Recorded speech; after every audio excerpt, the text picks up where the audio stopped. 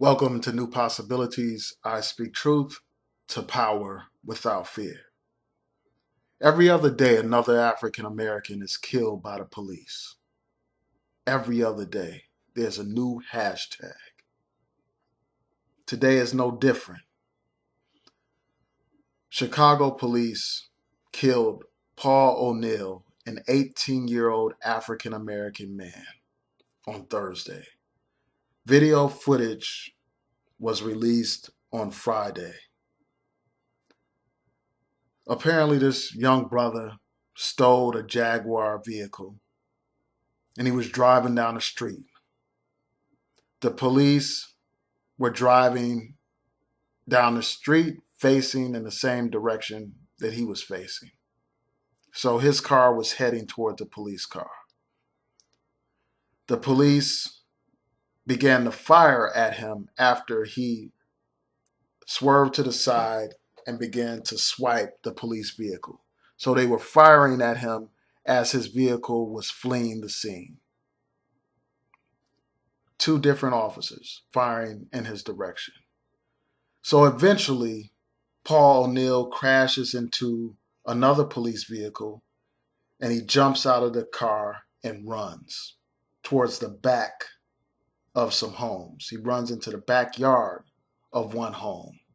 A third police officer jumps the fence with him and then fires at him, fires multiple shots at him. One shot hits him in the back, and that shot eventually kills PaulO'Neal. When PaulO'Neal shot, lying on the ground, bleeding to death, the police handcuffed him, and one of the police who fired shots at him ran up to him and actually kicked him while he was laying on the ground bleeding to death. And as this officer kicked him, he calls him a bitch-ass motherfucker. That's what he does. So he shows complete disregard for this brother's life. He's more wrapped up in his emotions and his anger at this brother. And then not only that, not only do the police display their disregard for his black life by taking his life,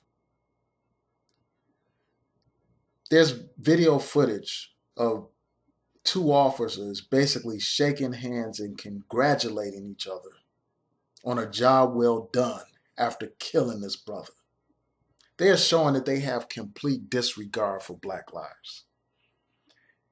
And one of the police officers goes on to say that he's going to have to do 30 days desk duty. He complains about this. He is more concerned about doing desk duty than he is about the loss of a black life. That's the mentality of these people. And I should point out that most of this interaction, this police interaction with the brother PaulO'Neal, is captured on video. So we have just about everything captured on video except what really matters. And that's the fatal shot to PaulO'Neal's back. They have video footage of everything except for that. And that raises red flags for me. That sets off alarm bells for me. That raises suspicion for me. Because this is not a situation where this officer did not have a body camera, because all these police had cameras on. And actually the officer who fired the fatal shot, he had a camera on because he captures footage after the shooting, but he does not capture or release footage of the shooting. And it makes me wonder, what do these police have to hide? What are they hiding? Why hasn't that tape been released to the public? Is this another situation like the killing of Walter Scott? You remember that shooting when Walter Scott was running from the police officer and the police officer fired multiple times in that brother's back, killing him. And that police officer ended up going to jail, being arrested and charged with a crime. Is that why the footage has not been released of the actual shooting?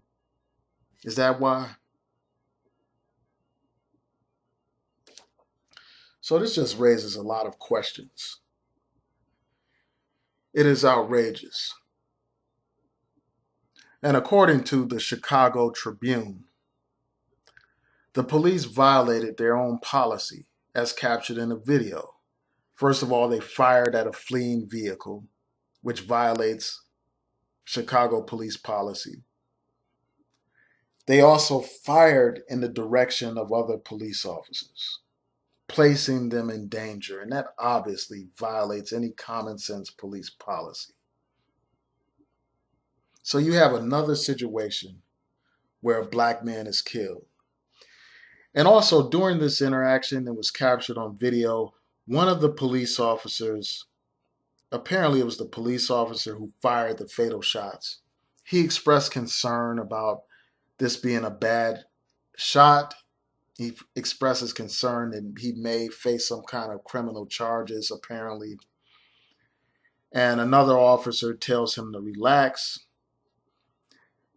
And he says that the suspect was in a hot car, meaning a stolen car. And he says that there is nothing to worry about. Nothing to worry about.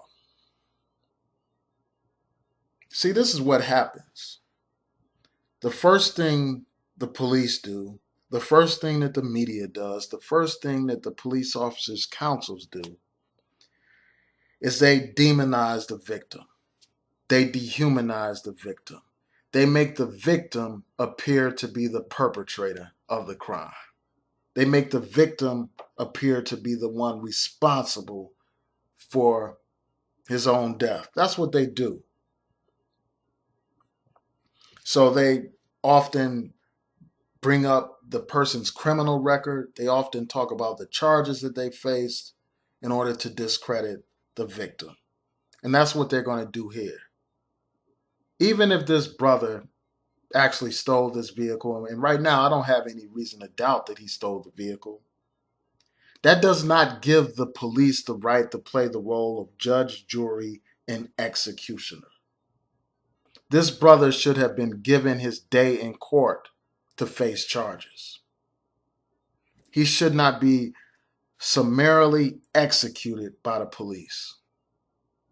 He should face a judge and jury instead of being convicted and executed by the police right on the scene. That is nothing but a lynching. That's what they used to do when they lynched black people. They would accuse them of a crime, and instead of bringing them before a court of law, they would carry out an execution right on the spot. Lynching black people. And that's essentially what this is right here. Another lynching of a black man. And all I can say that the time for action is now. The time for sitting around complaining about the situation is over. The time for just doing these videos is over. It's time for organization right now. It's time for people who are genuinely concerned about this issue of police brutality. It's time for them to organize themselves to lobby for changes in the law to end police brutality. It's time for us to lobby our state legislatures, our Congress, and the President of the United States for actual changes that will make a difference. It's time for us to vote out mayors that appoint police chiefs that allow these types of things to happen. It's time for us to vote in prosecutors who have the courage to bring charges against police officers who brutalize us, who harass us, who humiliate us. That's what it's time for us to do. Later, for wishing and hoping and crying, it's time for action. And I'm afraid that we have reached a boiling point right now. There's only so much trauma that our people can endure before we say enough is enough. Before the people lose complete hope and faith in the political process, in the judicial process, and just in the system, period.